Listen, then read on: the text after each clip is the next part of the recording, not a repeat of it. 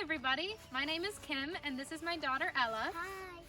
And we have the pleasure of taking care of foxes here. We wanted to take some time to share our experiences with you and teach you guys about the foxes that we care for. Here we care for two different species of foxes, so two different types of foxes. We have Arctic foxes and we have red foxes, and we're going to teach you guys about both of them. Before I start, it's very important to tell you guys that if you ever see a fox in the wild, don't go up to them. I am trained and I have special licenses to be able to work with these animals, and it is not safe to go up to a fox that you do not know. So please keep that in mind as I show you the foxes that we have here. So we are here next to the enclosure that holds two of the red foxes in our care. This girl right here is named Siva. Siva is a red fox, and some of you guys might think that's a little funny because she's not the color red. And you're right. In the wild, red foxes are generally a reddish-orange color. Many of you guys have probably seen them in the wild before.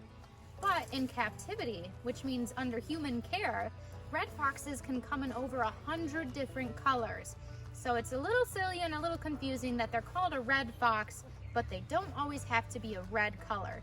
So Siva, who is right here, she is considered a silver color. So she is called a silver color morph of the red fox.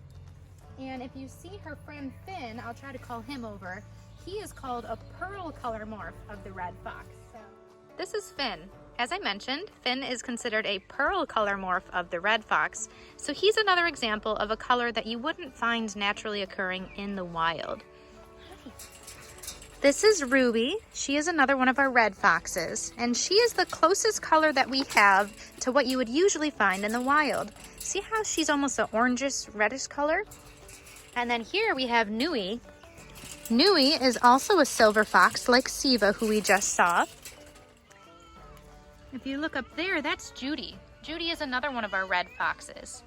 So let's talk about some of the characteristics of red foxes. See how Judy has big pointy ears and a long snout, and she also has long legs and a long body. Ruby's here to say hi. You'll see that red foxes are a lot longer and a lot bigger looking than the Arctic foxes. And see how they also have a nice pretty bushy tail on them? That bushy tail is really nice in the winter time because what they do is they curl up in a cute little ball, and they'll actually put that tail over their nose to help them stay warm. Red foxes are usually about 10 to 15 pounds when they're full grown. Sometimes a little more, sometimes a little less. They're a fairly big-sized fox. You can find red foxes all over the United States, and you can also find them in other countries.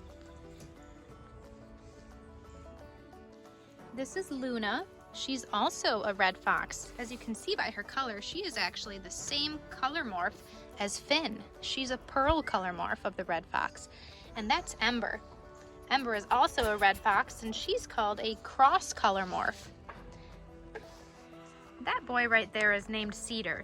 Cedar is also a red fox, and his color is called the amber color morph of the red fox. This group of foxes that I just introduced you to, Ruby, Judy, Cedar, Nuit, and Ember and Luna, who were in the other enclosure, these guys are all rescued foxes. Like I said, I have a special license that allows me to be a home for these foxes and to take care of them. Before I had them, they were in a home that wasn't able to really take good care of them, and they needed to go to a new place. So I was contacted by authorities to see if I could be a new home for them. They are now happily living here with us, and we're happy to take care of them. These foxes could never be released into the wild because, like I said, they were born in captivity. That means that for years and years, their parents and their siblings and their cousins and aunts and uncles have been born under the care of humans, so they lack the traits and a lot of characteristics that a wild fox would have, which means they wouldn't be able to survive in the wild, and it wouldn't be fair to them to ever release them into the wild. So for the rest of their lives, they have to live under the care of humans, which is why they're here with me. Now let's talk about a fox's diet. That means let's talk about what they eat. In the wild, foxes are omnivores. This means that they eat meat, and they also eat plants and fruits and vegetables. Some people even call foxes opportunistic carnivores. That means that they really like to be meat eaters like a carnivore, But they also eat other things like fruits and vegetables when the opportunity is given and if they're hungry. So around here, a typical wild red fox's diet would look like maybe eating small rodents like mice or moles and voles, and then they might also eat fruits that they find, like berries. In captivity, I give them a diet that's similar to what they would find in the wild. So this means that they get plenty of raw meat to eat, like raw chicken, for example, and they also get fruits and vegetables as snacks. They even get eggs too. In the wild, if they live in an area where birds might have nests on the ground, then eggs might make up a majority of their diet. Around here we have turkeys, for example, who have nests on the ground. So foxes around here may have turkey eggs as part of their diet. I also give the foxes a high-quality kibble. This is similar to what you might feed your family dog. Foxes are actually in the same family as dogs. They are in the canine family. This means that they're not the same species of animal, meaning they're not the same type of animal, but they are in the same family. So down the line, they are related to dogs. Remember earlier how we talked about the nice big bushy tail that they have and how they use it in the wintertime to help keep their nose warm? Judy here is kind of showing us what that looks like. They curl their bodies into this cute little ball like this, and when they get cold, they just push their nose right under that bushy tail, and it helps keep them warm. Now we're going to learn about the other species of foxes that we have here, called Arctic foxes. You can see Lulu behind me here. We have two Arctic foxes named Toto and Lulu. Arctic foxes live in a different area than red foxes do in the wild. They live in an area called the Arctic region. This is a place where it's really, really cold and really snowy most of the year.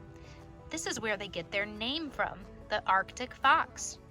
In some areas, you might find their territory overlapping with the red fox, which means you might be able to find both species living in the same area.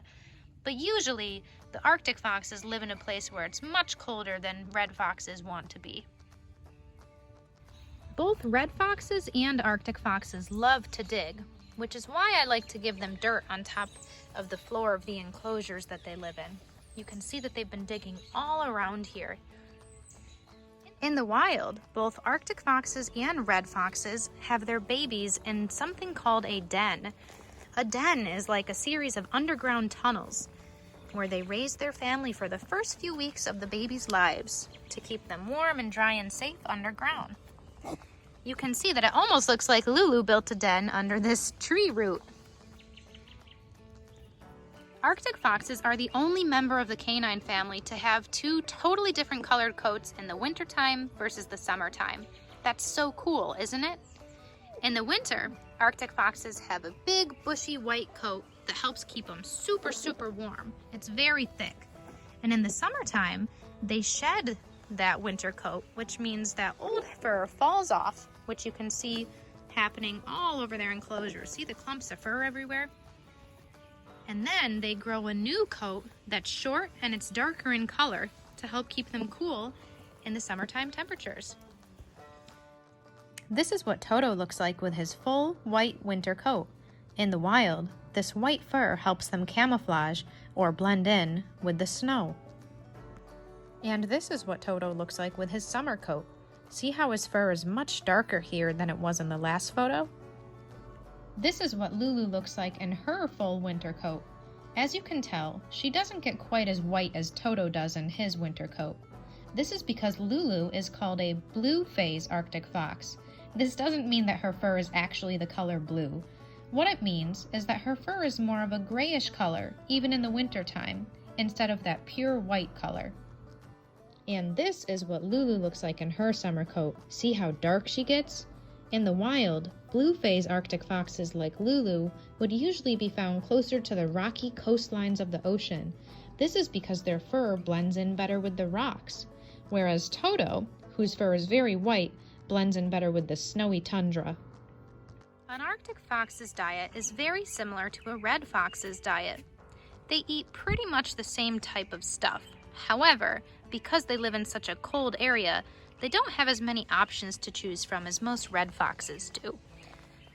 Remember how we also talked about red foxes eating small rodents as prey, such as mice? Well, in the wild, Arctic foxes will sometimes prey on a small rodent called a lemming, which is very similar to a mouse. They too will also eat fruits that they can find and eggs that they can find. But the cool thing about Arctic foxes is that they will even follow big mammals like a polar bear, and they will watch the polar bear eat their prey, and when the polar bear is all done eating his share, the Arctic fox will walk in and he'll eat the leftovers. They're very, very smart animals. In captivity, the Arctic foxes eat pretty much the same exact diet that I give the red foxes. This is also a good opportunity to show you Toto's coat. He's also shedding his winter coat, and look at how silly he looks. His coat falls off in big chunks.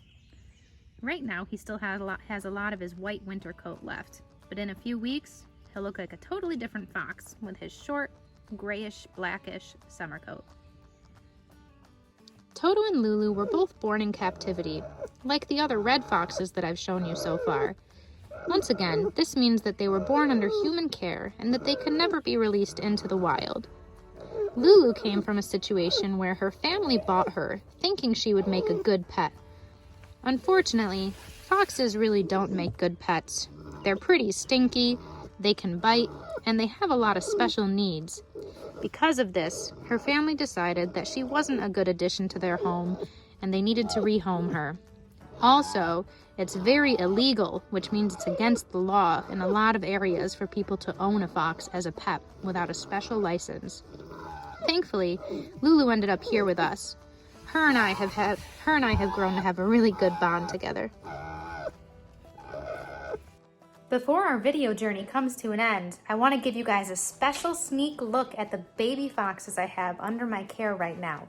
Currently, I have 7 baby red foxes here. A baby fox is called a kit. Some people call them pups. These guys are really little right now, and they're really good at escaping. They're good diggers and they're good climbers. For this reason, they have to be in inside cages right now. But once they get a little bit bigger, they're going to be allowed to be in a big outdoor enclosure, just like the other big foxes that you guys just saw. The reason I have these kits is because they are orphans. This means that sadly, they got separated from their mom and dad, and that they're too little to survive in the wild on their own. I'm a wildlife rehabilitator. That means that I'm allowed to raise them until they're old enough, mature enough, and healthy enough to be released back into nature. I release the fox kits at the end of summer, beginning of fall, which is the same time in the wild that wild fox kits would usually be leaving their dens and traveling out into the world on their own. Thank you guys for watching our video. We hope that you enjoyed it and that you learned something new about red foxes and Arctic foxes. Talk to you later. Bye.